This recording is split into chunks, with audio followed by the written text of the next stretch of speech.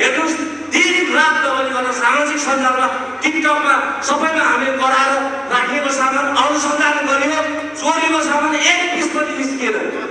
चोरीको सामान एकदम महत्त्वपूर्ण कुरा हो। आज एकदम निम्न कार्यक्रमको कुरा गर्दैछु। प्लिज माइक बन्द गर्न चाहन सक्छु।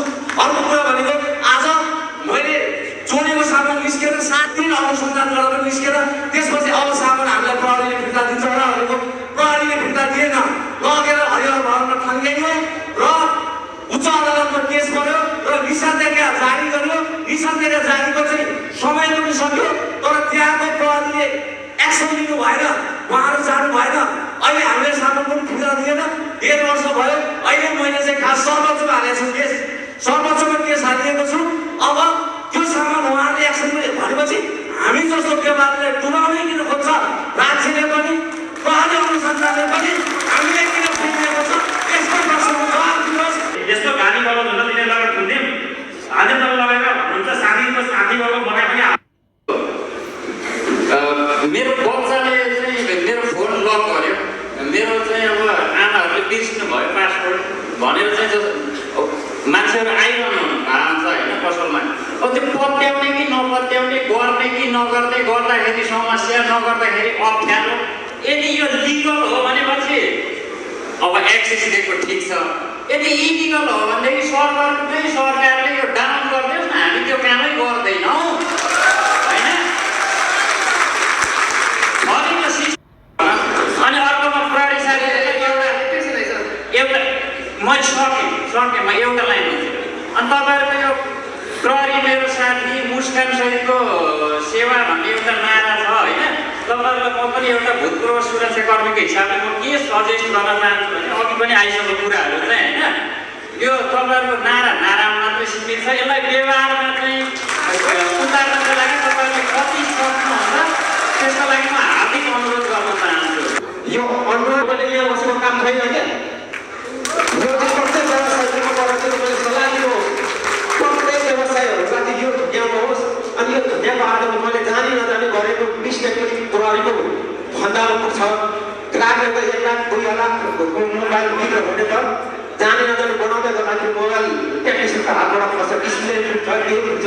त्यस्तो अवस्थामा त त्यो ग्राहकले त्यति बेला सरी मैले जानेर गरेको भन्दैन, माया मार्दैन क्या यहाँको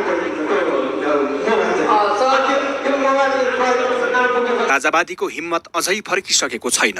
त्यसको स्पष्ट सन्देश मंगलबार बल्खुमा राप्रपाको आन्दोलनले पनि दिएको छ। आन्दोलन नै तुहिएको चर्चाका बीच सडक संघर्षमै रहेको सन्देश त राप्रपाले दिएको छ, तर सबै जिल्लामा उपस्थितिका लागि सर्कुलर गरिएको बल्खु आन्दोलनमा त्यो दमदार सामर्थ्य भने राप्रपाले देखाउन सकेन। फलतः यही ताल रहे वैशाखदेखि गर्ने भनिएको चरणबद्ध आन्दोलनका लागि यो शुभ संकेत पक्कै होइन, किनकि राप्रपाले अपेक्षा गरेकै भिड समेत उपस्थित देखिएन। अराजक आन्दोलन शान्तिपूर्ण त बन्यो, तर राप्रपाले शक्ति अपेक्षित बलियो देखाएन। जान्छौँ, गोली हान्छौँ, हामी पनि गोली चलाउँछौँ त भन्दिन, र भात पानी बन्द गरिदिन सक्छौँ। फेरि यो कुरा अब तपाईँले यस्तै पेल्न थाल्यो भने राष्ट्रिय प्रजातन्त्र पार्टीले विधिवत रूपमा प्रेस सम्मेलन गरेर यो चुनावी प्रक्रिया छोडेर विद्रोहको राजनीति सुरु गर्छ भन्ने कुरा नेपाल सरकारले बुझ्नुपर्छ भन्ने म भन्न चाहन्छु। अहिले पनि राजनीति राजावादीको राप्ताबाट माथि उठ्न सकेको छैन। त्यसका केही तथ्य विस्तृतमा चर्चा गरौँ। माण्ड लिङ्गदेनमा शिफ्ट।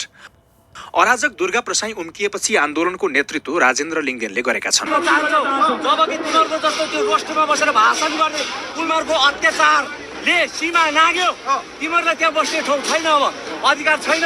र वास्तवमा भनेपछि बङ्गलादेशको यहाँ चाहिँ शेख हसिनालाई जस्तो हामीले हेलिकप्टरमा उडाएर पठाउँछौँ नि, तिमीहरूलाई एक हिसाब किताब जनताको पैसा यहाँ चुक्ता गर्नुपर्छ। एक जनताको पैसा यहाँ चुक्ता गर्नुपर्छ। My way is highway. उच्चको आदेशसित बुझ्दैन, सर्वोच्च जान्छन्, त्यो जगजाहेर छ। अब त्यसको अन्तिम निराकरण त सर्वोच्चले गर्छ नि त। सर्वोच्च भन्दा माथि त अदालत छैन, संविधान भन्दा माथि त कानुन छैन। कहिले 1 करोड दरनी माग्ने, कहिले पूर्वपक्षमा बनाउने, कहिले भोलि छोड्ने, यस्तो व्यथिति हुन्छ। यसकै लागि हो लोकतन्त्र। लोकतन्त्र के को लागि? मन परी गर्नको लागि लोकतन्त्र, नेताले भनेको मात्रै काम गर्नको लागि लोकतन्त्र। जिल्ला अदालत पनि अदालत हो, त्यहाँ पनि न्यायाधीश थिए, उच्चमा नि न्यायाधीश थिए, कानुन एउटै हो, कानुन त एउटै हो नि। उच्चले किन पूर्व पक्षमा पठाएको? रवि लामिछाने त प्रत्यक्ष रूपमा संलग्न भएको होइन, सरकारी टेक्नै नभएको मान्छे। सहकारी ठगहरू चाहिँ काङ्ग्रेस एमालेको कार्यकर्ता चाहिँ 1000 जना भन्दा बढी चाहिँ फरार छन्, तिनलाई सरकार खोज्दैन। अनि रवि लामिछानेको एउटा व्यक्तिको विरुद्ध यो सिङ्गो सरकार लाग्ने,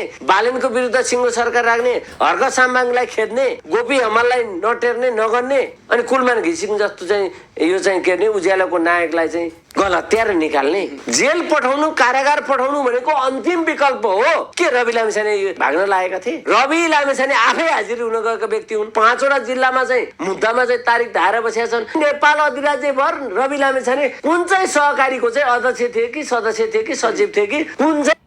अन्तिम अवस्थामा जल्लादले सोध्ने जस्ता भाषा अन्तिम इच्छा के छ भन्दै सोध्ने जस्तो कार्यले सभापति लामिछानेको सम्मानपूर्वक बाँच्न पाउने अधिकारको मात्र उल्लङ्घन भएको छैन, उहाँको जीव ज्यान समेत असुरक्षित भएको तर्फ सङ्केत गरेको छ।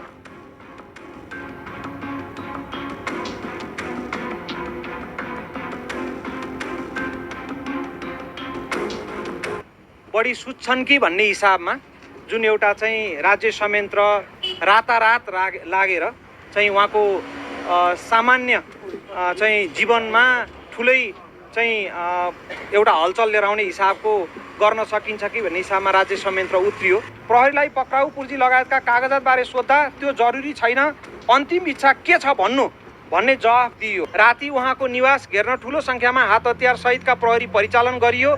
बिना अनुमति सुरक्षाकर्मी घर कम्पाउन्डभित्र प्रवेश गरे। बिना कुनै कागजात वा कानुन अनुसार जारी गर्नुपर्ने पक्राउ पूर्जी बेगर पुगेका प्रहरीले असामान्य व्यवहार गरी अभद्र शैली समेत अपनाउँदा संविधान तथा कानुन प्रदत्त मानवाधिकारको गम्भीर उल्लङ्घन भएको हुँदा पीडितको जीव ज्यान र मानवाधिकारको रक्षार्थ आवश्यक सहयोग समेत गरी नाम कारबाही गरिपाउँ भनेर निवेदन पेश गरिएको छ।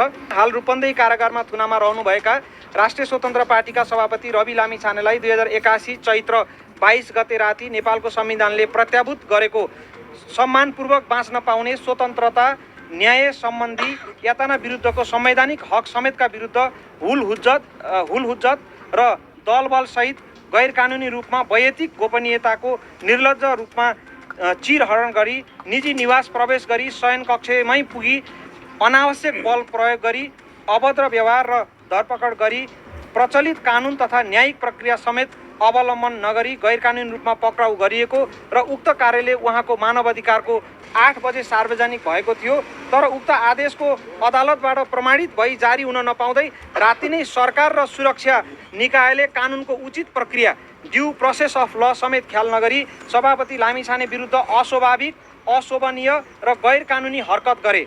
अत प्रहरीले 22 गते राति उहाँको निवासमा गरेको अनाधिकृत प्रवेश, शयन कक्षसम्मको गलत कृत्य, धरपकड र प्रयोजनहीन पक्राउ तथा चैत्र 22 गते साँझ 8:30 बजेदेखि 25 गते बिहान 10 बजेसम्म उहाँलाई थुनामा राख्ने, अड्डासार गर्ने लगायतका कार्य गैर कानुनी सिद्ध भएका छन्। किन पक्राउ गर्न खोजिएको त्यसको विवरण खुल्ने पक्राउ पूर्जी सभापति रवि लामिछानेलाई दिएको थिएन। यो प्रहरीलाई पक्राउ पूर्जी लगायतका कागजातबारे सोद्धा त्यो जरुरी छैन, अन्तिम इच्छा के छ भन्ने जवाफ दिइयो।